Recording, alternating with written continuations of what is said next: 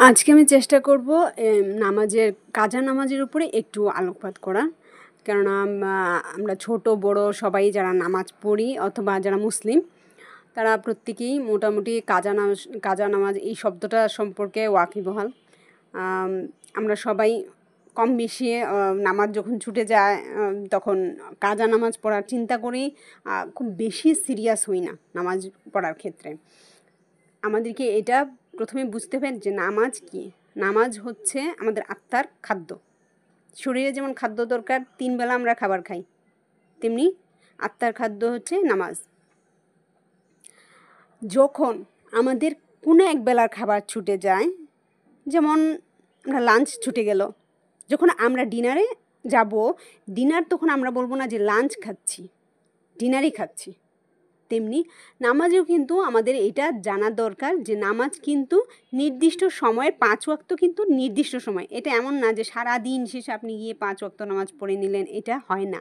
কোরআন শরীফে আল্লাহ তাআলা নিজে স্বয়ং বলে দিয়েছেন যে নিশ্চয়ই দিন ও রাতের নির্দিষ্ট সময়ে সালাত আদায় করা মুমিনদের উপর ফরজ করা হয়েছে। নির্দিষ্ট সময়, এটা আমরা চাইলেই এই সময়টাকে নিজেদের মতো সেট আপ করতে পারবো না। তবে শুধু এই ক্ষেত্রেই আমরা নামাজটা কন্টিনিউ করতে পারবো।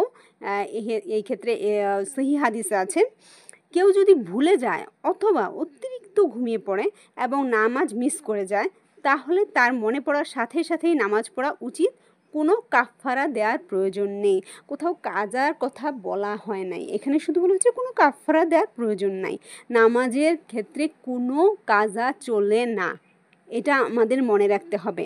নামাজই, নামাজের মধ্যে কোনো কাফারা, কোনো কাজা চলবে না।